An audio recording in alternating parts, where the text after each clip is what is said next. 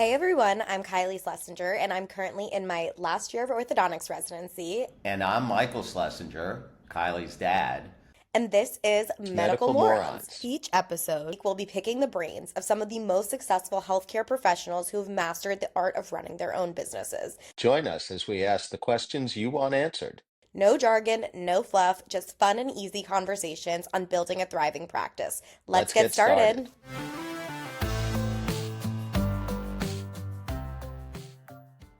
Hi everyone, welcome back to Medical Morons. I hope everyone is enjoying their summer. Get ready to have your mind blown by our guest today. We have on Dr. Ingie Murra, who's a Harvard-trained orthodontist turned founder and CEO of a health tech company, Twofront. So she'll say it better than I do in the episode, but Twofront is basically a company that facilitates orthodontic treatment for the general practitioner. Literally, all they have to do is hire Twofront, follow their protocols, and provide patients with high quality care, while Twofront handles everything on the back end. It's literally a win-win-win for everyone involved, and it's frankly so genius. So in the episode, Dr. Ingie really gets into it, exactly how and why she started Twofront, what it is, how it's grown, investors, employees, the works. Even if you're not looking to start your own tech company, this episode will benefit literally anyone who is looking to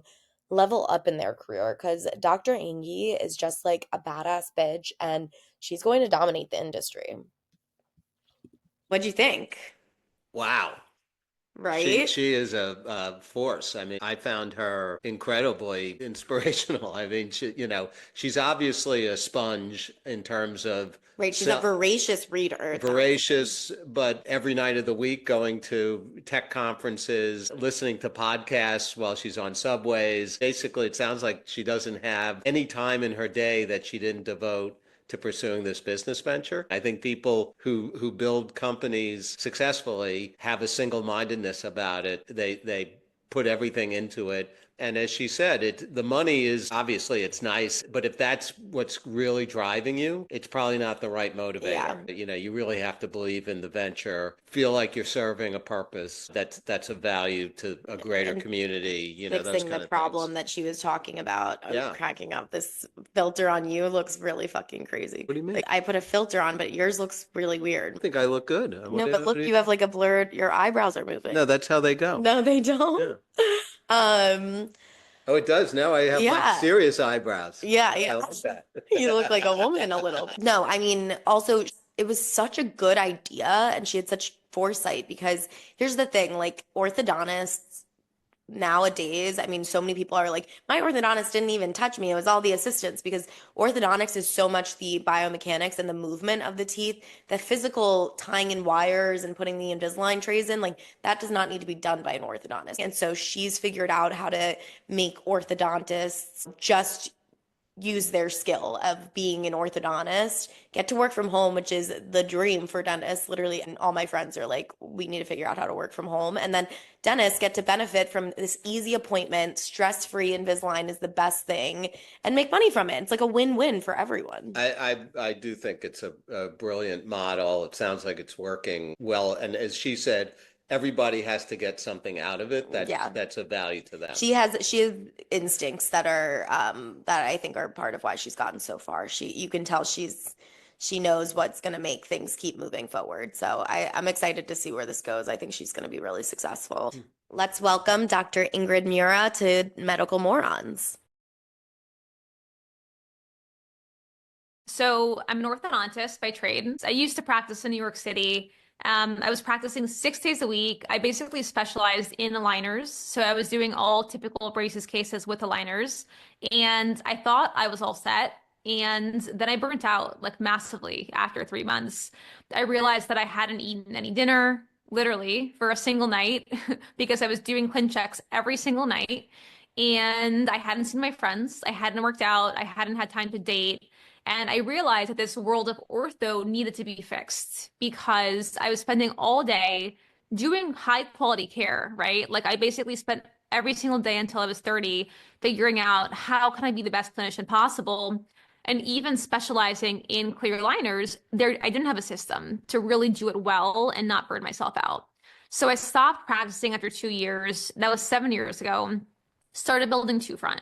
And Two Front is basically a collaborative care platform where we connect independent orthodontists who specialize in aligners to GP practices or pediatric practices to basically facilitate running full service orthodontics using clear aligners. So that includes virtually closing patients and providing the financing, doing the insurance, facilitating the ClinCheck care, facilitating the delivery, and then managing patients virtually in treatment so that for the GP practice, it's super hands-off. And for the ortho, they have a way to build a fully virtual practice. A dream, a dream. That's awesome. And then what about the Happy Dentist podcast? How did that come about? The Happy Dentist is sponsored by Two Front. It was a brainchild from me, Christian Coachman from Digital Smile Design, and Kyle Stanley from Pearl AI. And Kyle and I from Pearl and Two Front share investors. Christian and I met on a podcast. We all just became friendly, just being dentists who were starting businesses for dentists. And one day kind of were on a call and realized that all we're really trying to do is help dentists get the fuck out of the chair. So that became our tagline.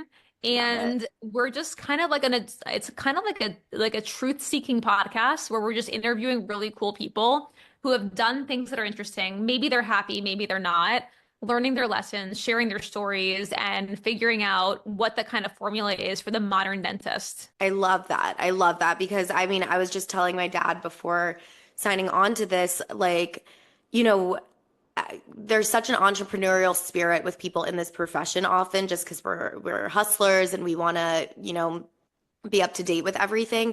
But I don't know the tools to get there because all my toolbox so far has been in dentistry and orthodontics, which is obviously very important to what we do. But to take it to the next level as you did, can you go through a little bit of how that idea turned into a reality? Did you find investors just from the idea? Did you have to make a prototype? How did you make a prototype? Like, how did that all evolve?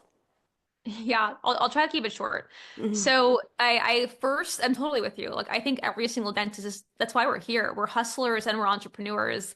And the problem is that our entire education is focused on clinical, not learning a single thing about how to build a business. But all of us want to build businesses. My first year in residency, it was 2015, and I basically realized that consumers want something different. They want easier orthodontics, but they want high quality orthodontics, which is ultimately why these companies like Smile Direct Club failed. So that kept me up at night in 2015, 6 months of me getting up at 3 in the morning, every single morning, and just being like, oh my God, like, what is my life? So that started things. I was at Harvard Dental School for ortho residency. So I tried to get my dual degree at Harvard Business School. They allowed the med school students to do it, but not the dental students. So I Really? tried to petition. Yeah. And they were like, oh, yeah, like maybe in 2 years we can make it happen. I was like, I need to learn this stuff Right, now. like right now. Yeah. So I ended up auditing a bunch of classes while I was in residency, nights and weekends. Turns out it doesn't really teach you real business. So started reading my own books, started listening to podcasts. The first podcast I listened to was How I Built This. I basically consumed like maybe like 150 How I Built This podcast episodes, just like nights and weekends, figuring out how do people start businesses. So did that for basically 3 years while learning ortho, got to New York City, 2018. I was practicing 6 days a week. I had all the student debt that most of us have. So I'm paying New York City rent, paying for trying to start a business. And basically nights and weekends, I was going to conferences. I was just Googling like health tech conferences in New York City. And I would go, and some of them were like super janky, and some of them were really good. And these conferences were cheap, by the way. Most of them were like $25 a night. They're just like networking events. And I was meeting entrepreneurs, I was meeting investors, I was meeting people who were trying to get funding. And I was basically just learning as I went. So figuring out how do you pitch your company? What does it mean to pitch your company? And so people would ask me things that I had no idea, like, how do you plan to grow? What are going to be your costs? And I would just write them all down, go home and like start Googling and being like, what are my costs? How do I build a business? And I think honestly, that's kind of how it all started, is just putting myself out there, getting in front of people that, knew how to build businesses, answering their questions, and then putting it into my own business plan as I went.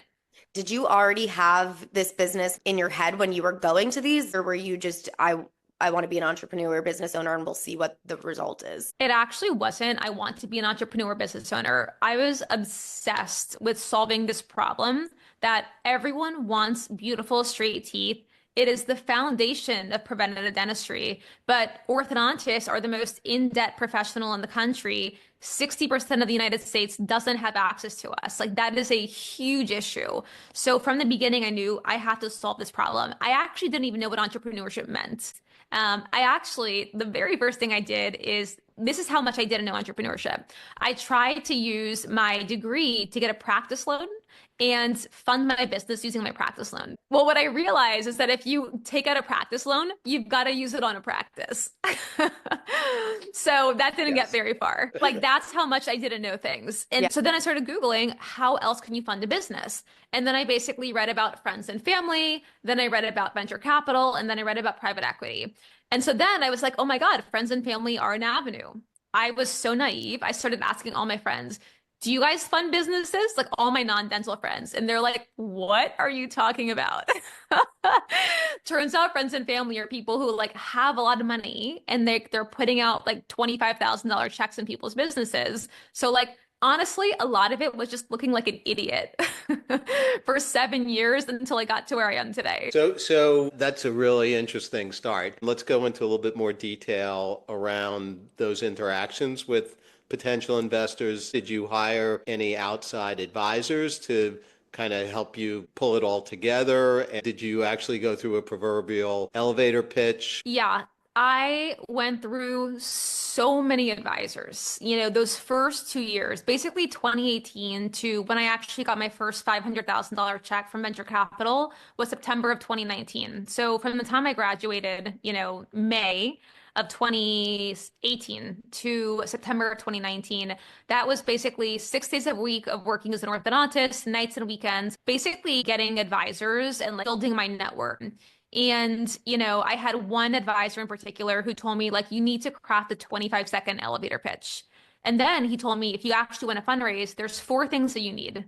You need a website, a bank account, an LOI, or a safe agreement, something to actually send investors for them to sign in exchange for equity in your company. I'm blanking on the 4th thing. Anyways, I forgot, but it was 4 things. Then I said, okay, that's all I need to start a company.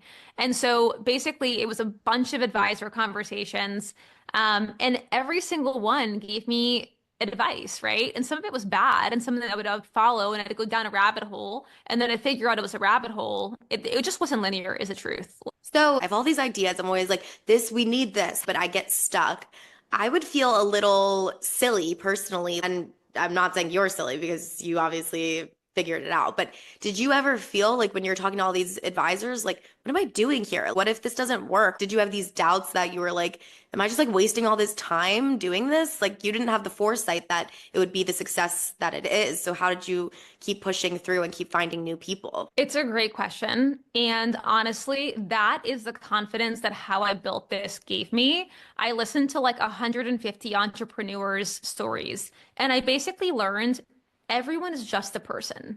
Like no one like knows how to do things. Like yes, maybe some people have connections. Yes, maybe some people know some more things than you. But at what point those people didn't know those things? And so if you just keep going, you're going to learn the things and you're going to get the experience to actually get there. And that's kind of what pushed me to actually stop practicing and start building Two Front, because I realized if I just keep going and I stay focused on solving this problem, eventually we'll get there. And that was 7 years ago. And we're still going, literally 7 days a week. Haven't taken a break since we started. So first of all, why the name Two Front? Where does that come from? So when we first started, Smile Direct Club and Candid and these companies were rampant. And so my goal was, how do we make high quality clear aligner orthodontic care accessible to the masses? So we had to have a consumer name, right? How do we make orthodontics accessible? So, I just went through one day on a whiteboard with a bunch of great creatives. This was after we had fundraised, and we're putting up all these silly ideas. And one day someone said, my two front teeth. And everyone loved it. I loved it. And at that point, we were like, all right, Two Front it is. Good. I Love like it. that. Yeah, that's very good. And then, can you share with us a little bit of how the process of raising money worked for you? It sounds like you may have done a seed round. And then how did you decide how much value to assign to the company to determine how much of a stake an investor would get in it? What was your pre-money valuation? It's a great question. So basically, there's a couple frameworks out there for raising venture capital. And the things that I learned are that you can raise money on what's called a SAFE, which is a simple agreement for future equity. And a SAFE is a standardized doc made by Y Combinator that traditional investors are comfortable investing in without charging like tens of thousands of dollars. So you can raise money on a SAFE agreement for a couple $1,000s. It's a standard document. Most people know about it. So that was number one. Number two is I read a book called Venture Deals by Brad someone. So Venture Deals teaches you all about how these things work. And so I read that book front to cover, underlined it, studied it, and figured out how do you structure these deals. That was one thing, is that my biggest insecurity with raising capital, with starting this business, I raised $7 million to date, is just not feeling like I had a good handle on the numbers. And to be honest, I still don't. But some core things along the way really kept me focused, which is one, that book Venture Deals and how to structure deals with venture capitalists. And two, when it comes to your cash flow, now that we've raised so much money, basically just focusing on two things, which is cash in, how much money is coming into your bank account, and cash out, how much money is leaving your bank account. So there's so many fancy ways that our accountants and our CFO structures things, but that is ultimately what I focus on, is like how much runway do we have based on our cash flow statement. And how many employees does Two Front have today? We're close to 40. Wow. Okay. And so 40 people, you've raised, I think you said $7 million total in investment capital, which is impressive. That's a big lift. So, kudos to you on that. Can you share some of the other data points about Two Front? How many locations do you have? Virtual entirely? Just give some flavor around that, if you would. For sure. So we've partnered with almost 150 practices across the United States. We're in the US only. The thing about Two Front that's different than any other aligner company is, first of all, we're clinician built and managed, which is huge because a lot of these clear aligner companies, as you'll learn soon, Kylie, like some of them just don't work. Number two, we take on the liability. So unlike a clear aligner company that's a lab, we are an ortho company. Like, we are an orthodontic entity. We have a license in every state that we practice in, which means that we take on the liability. And so that's how we're able to partner with so many practices and really make sure that those associates at these practices feel good. And then the third thing is that 80 to 90% of patients can benefit from ortho. But the problem is that these GPs don't know how to diagnose. They don't know how to close patients. They don't have the ortho benefits pulled up. They don't have treatment coordinators who know how to present treatment. They're talking about it in terms of cosmetics, not health. So when we partner with these practices, we have a whole virtual orthodontic team of treatment coordinators that are actually presenting treatment over Zoom calls and closing those patients. So how does that process work? So a GP has a patient who's a candidate for orthodontic treatment. They contact you. You sign them up as a customer client, and then how do you integrate into what they're doing? Yeah. So the short story is they have a tablet and they'll educate their patients and they'll say, hey, Mike, you can benefit from ortho. Here's why. Ortho goes beyond cosmetic. Ultimately, your occlusion determines XYZ, really educates them on the value of ortho from a health perspective. At that point, they say, I work with an orthodontist, and as part of today's exam, our orthodontist is going to go ahead and evaluate your bite. So I'm going to send your scan to my orthodontist, and you can go ahead and book yourself for a virtual consultation using this ortho intake form right here. So you'll fill out a couple questions for our orthodontist, like do you grind, things like that. And at the end of this intake form, there's a link for you to book a Zoom call. When they book that Zoom call, what happens is it basically triggers the back end through Two Front, where the orthodontist has in their portal their ability to do an assessment for the patient. Right now, we have one orthodontist that has 60 practices through Two Front, and they have all their assessments from those patients where they automatically get the iTero scan and the x-rays, and they're basically doing a write-up for that patient, which then goes to our treatment coordinator. Then our treatment coordinator, ahead of that virtual call, is putting together a presentation for the patient where they'll go over the iTero scan, all the consequences of not taking care of their teeth, not aligning their teeth in their bite. They're going to go over insurance and the orthodontic assessment, run them through payment plans, and take payment.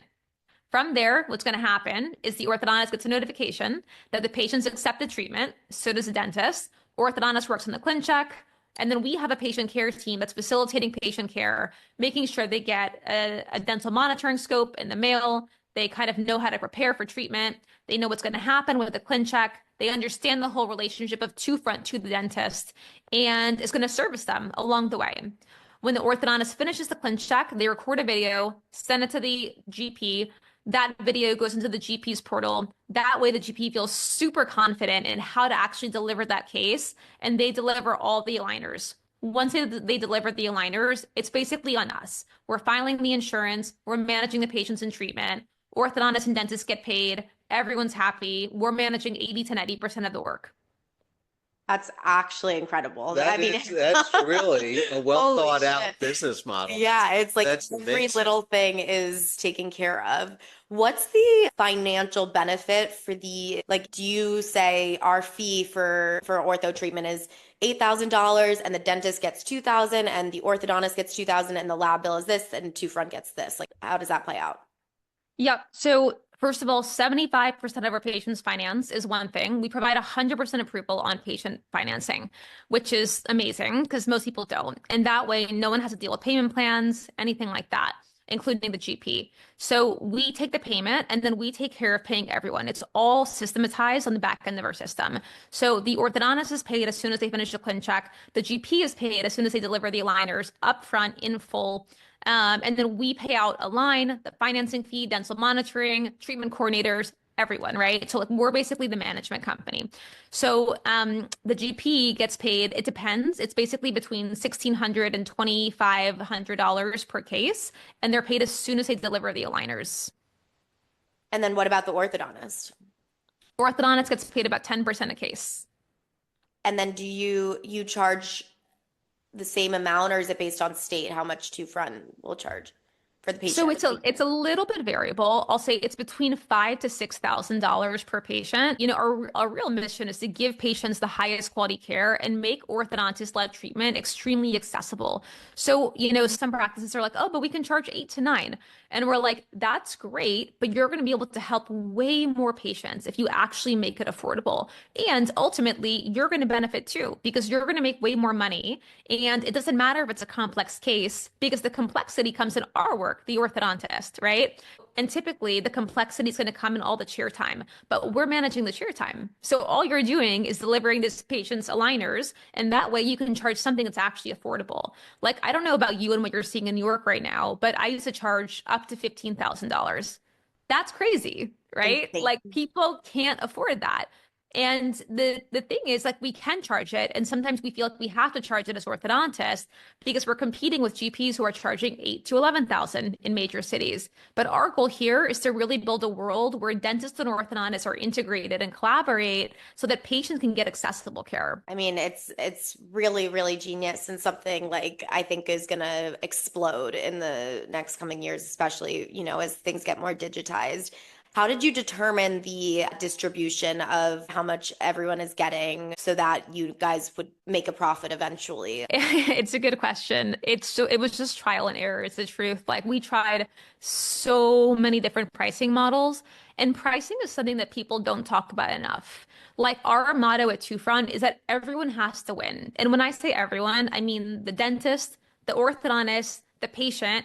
We have to make a profit. We've got tons of investors. Like everyone has to win. And most recently, we've also included the hygienist because a GP success is determined by how many patients are scanned. If they're scanning patients, we have a like world-class team of treatment coordinators.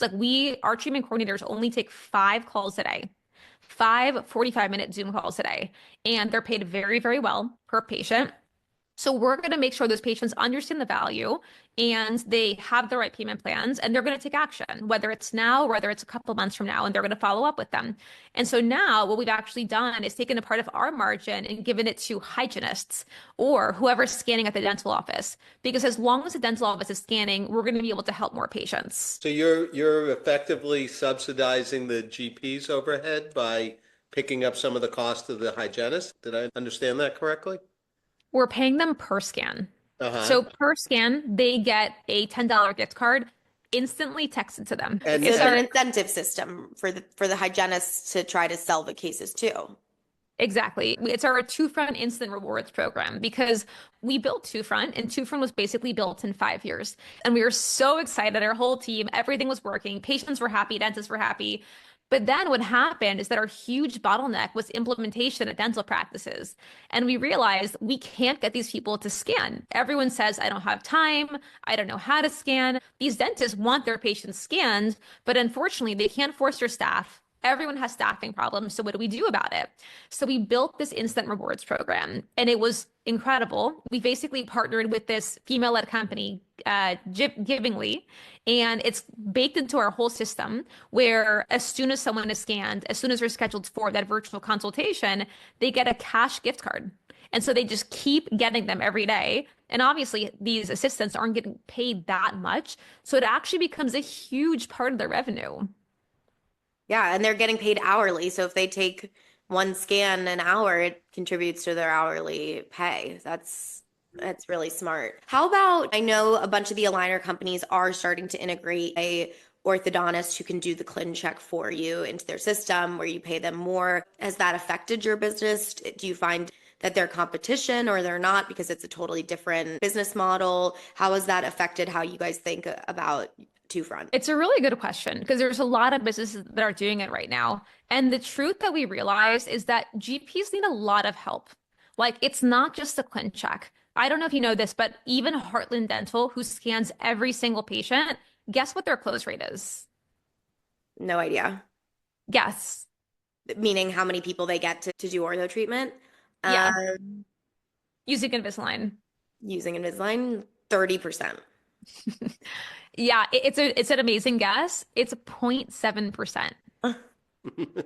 Wasn't that Yeah. amazing a guess, actually? But honestly, like it makes sense to me because in ortho offices, it's between 70 to 90%. So it makes sense to me that at a GP practice, if they're getting scanned, 20 to 30% of patients, it makes total sense that they'd want to start treatment.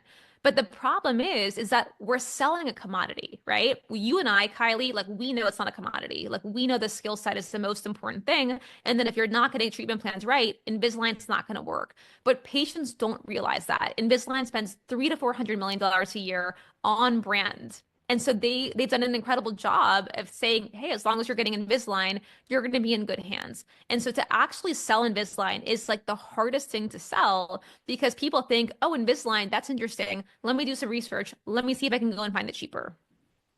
So earlier in my career, I did a lot of work with venture-backed companies. And one common dynamic was that people who were good at starting companies, coming up with ideas, having the energy and passion behind it, sometimes did not have the skill set then once they had established a business and it was somewhat mature to manage and grow with that business. And there was sometimes friction with the original investors around that dynamic. Have you experienced anything like that? And are you able to, to transform from a founder now into a person managing a significant enterprise? Yeah, it's a really, really good point. So about 2 years ago, we hit a point where we were growing. We had figured out the product. We had figured out the implementation. Invisalign loved us. So they were introducing us to customers left and right, and we were growing, we were hiring. And at that point, I was just the founder. Yes, I was a CEO by title, but like I had no idea what it meant to actually scale a company. And it was super painful. Like I was like, I don't know what I'm doing wrong. I don't know how to solve these problems. Like I just didn't know what's going on. And that's when I started to surround myself by business mentors. Not just my investors. I have incredible, incredible investors. The issue is that a lot of our investors haven't built big companies. And so I started to surround myself by founders who had built really big companies. And I started to learn just some fundamental principles of how to start scaling your company. So one book that I read is called The Great CEO Within. And that is a book that really teaches you like how to scale a company, how to be a better leader, how to be a better manager. The other thing that I learned is that big companies run on operating systems. And so for the past couple of years, we've been implementing EOS, Entrepreneurial Operating System by Gina Wickman. And that was really the inflection point, is basically realizing that if I'm going to transition from being a visionary founder to being able to scale a big company, then I have to learn a couple of different things. I have to learn how to run within an operating system, implement an operating system, and surround myself by people who can make up for my skill sets that I don't have. Because the truth is, something you learn within EOS is that every company has, they call it a visionary and an integrator. And there's a formula you can take within EOS that tells you which one you are. And that's another thing that I found really helpful, is really figuring out who I am and like what my skill set is and what my skill set isn't. So within the EOS operating system, I am a visionary and I have to surround myself by integrators. So people who can take my vision and really like make it happen. And I have to be able to work within an operating system that allows integrators to do the work. But that's what's really helped us until now. Can you tell us about your first investor success? Like, I'm sure you've had several angel investors that you were pitching at, or they were kind of like, this is a great idea, but no, no, thank you. And then when you finally got someone who was like, let's do it, like, how did that go? And how did you feel after that?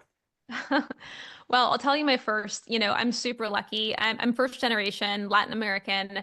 My parents are like the American dream, came here, became doctors, and they really believe in me. And so my dad put in the first 25,000. I was basically a year into building Two Front, and I got to a point where I had invested every single dollar, into building this company, like literally every single dollar. And I was running out of cash. And that's when I realized I needed more money. And I was like, Dad, I'm going to have to raise venture capital money.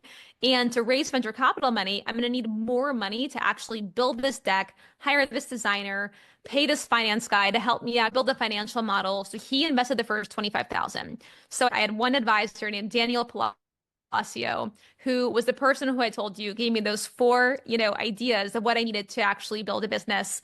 And so I got the SAFE agreement. My dad signed the SAFE, put it in my new company bank account, and that was my first 25,000.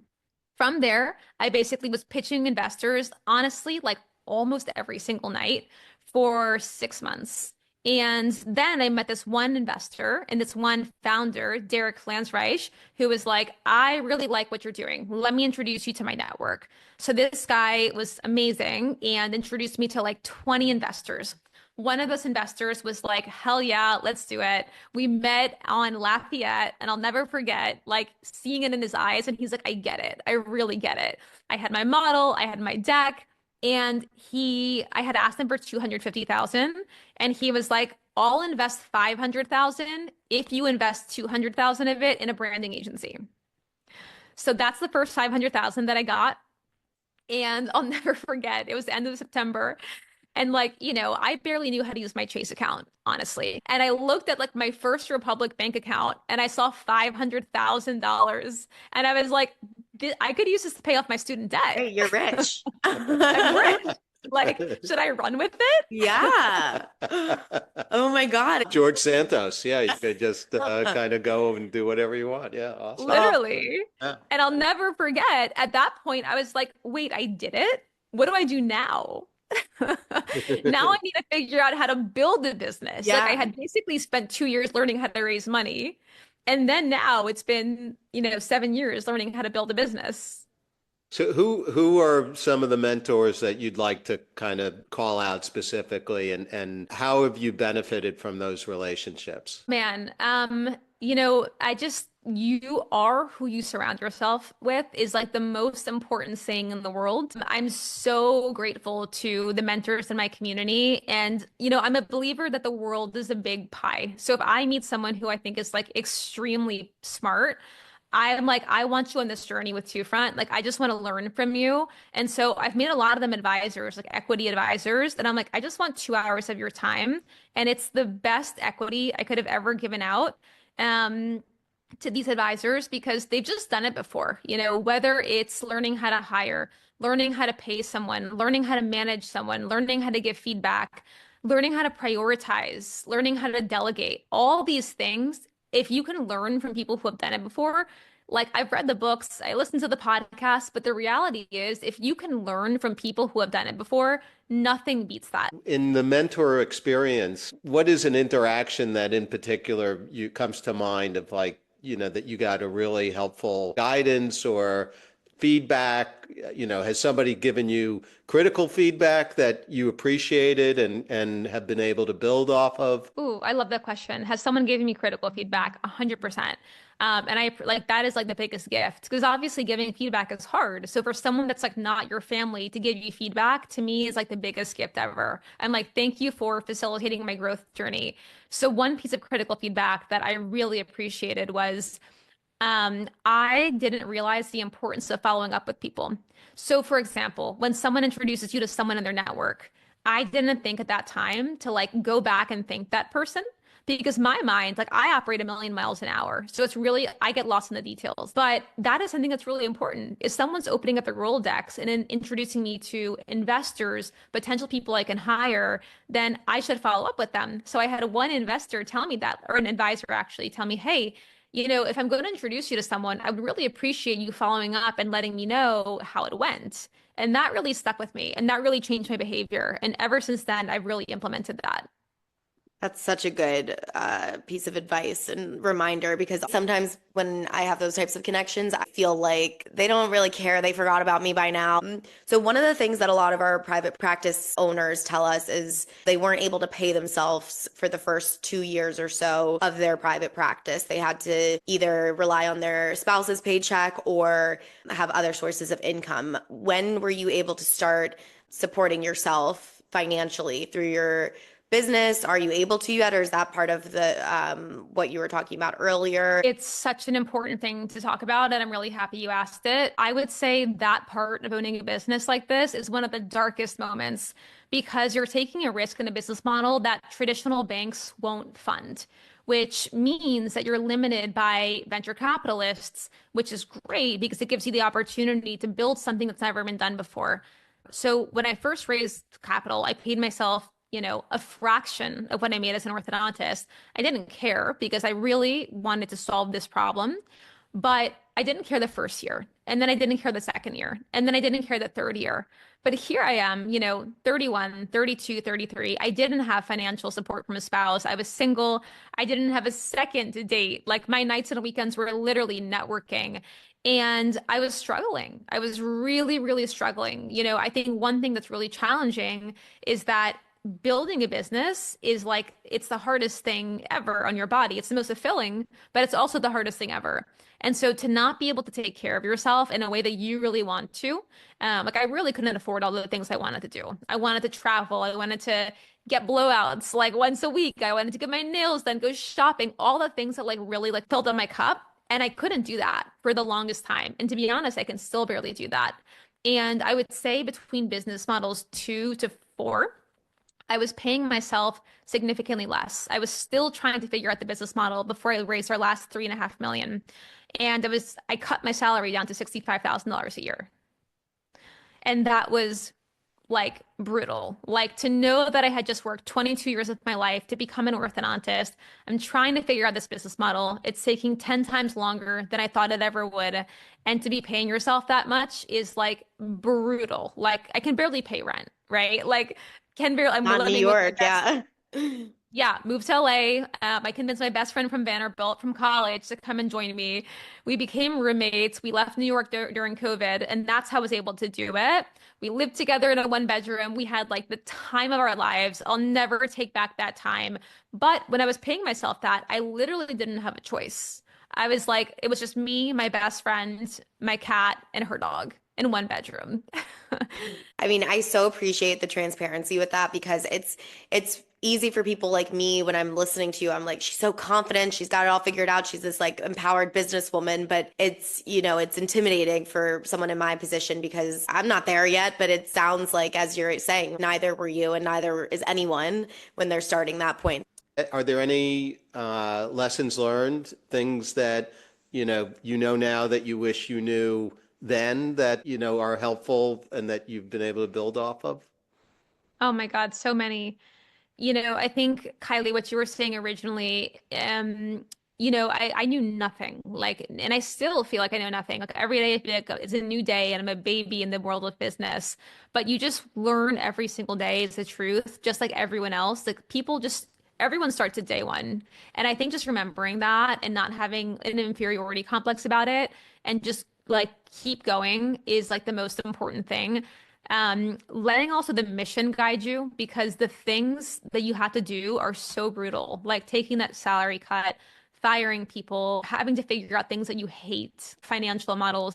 The truth is that I learned is as a CEO, you do have to learn about everything. Like you can't delegate the finances, you can't delegate the hiring, you can't delegate the ops. It is your responsibility to make everything work. And so, yes, you can have people run it, but you have to understand it. And so the biggest thing is that what makes me keep going is just why am I doing it? And if I remember the why, it's to me, I can't imagine like building a business for the sake of money. Money would not drive me. Like, get me to a beach. All I need is like a pina colada. I'll read books all day. I'll make $70,000 a year. Like, money does not drive me. But if you have a bigger why for starting a business, that is it's what helped me keep going. Totally, totally. That's such a good reminder. So we always end with some kind of funny anecdote or story from your career path. Do you have any funny things that you can share with us? I'm going to share a story that I've never shared on camera before. Oh, I love it. An exclusive. All my girlfriends know this, and my fiance makes fun of me all the time. When I was seeing patients as an orthodontist, I was listening to these How I Built These podcasts 24/7, right? Like on the subway, during lunch, after work on my way back, like literally every second that I wasn't working or at a conference event or like a networking event, I was listening to them, including one time I was listening to the Outdoor Voices one, and it was so good that I couldn't stop listening after lunch. So I cut my AirPods in, go back to my practice, start seeing patients. I've got my 8-year-old right in front of me. AirPod falls into his mouth.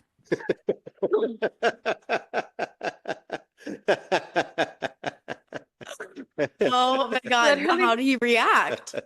heart dropped to my stomach. And I was like, oh, and I just like literally reached, like, literally, that was like saving someone's life down. Meanwhile, his mom's like in the waiting room. And I'm like, everything's okay. Right. We're all good. Everything's Right. okay. Would you And like he's a like, lollipop? Right. Oh my God. See, that's the meanwhile, best I'm part like, about kids. They have no fucking clue what's going on.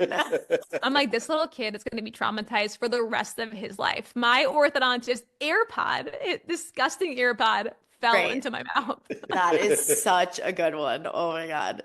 So funny. Okay, where can people start, working with you at Two Front? How can everyone participate? How can they learn more of your content? All the things where they can find your information.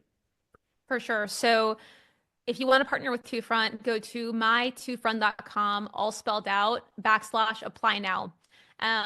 That's it. And it's super easy. If you want to get in touch with me, I love talking to our doctors. So it's my Instagram at dr.ingie, INGIE. Same thing with orthodontists. The way our business model works is, like you said, Kylie, like it really is a dream for orthodontists. Like our orthodontists are making $500 to $1 million a year and not leaving their couch. And so we take way more dentists than we do orthodontists. But for your listeners, anyone who is an orthodontist, we're actually building out a system right now where orthodontists can build a virtual orthodontic landing page on Two Front and promote themselves to dentists so they can build the private practice through Two Front.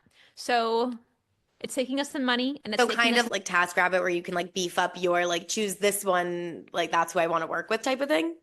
exactly. And on this Wow. private practice page, you get reviews from both dentists and patients. Incredible, incredible. I'm so excited to see where everything goes for you. It's really exciting and cool and something I hope I can somehow be a part of in the future. You were awesome. Excellent guest. Really, Excellent. really enjoyed it. Thank you. I really All right. appreciate it. You guys had great questions. Thank you. Enjoy London. Yes. Ugh, Thank jealous. you. Yeah. All right. Bye. Thanks for listening to Medical Morons. Don't forget to subscribe, rate, and review.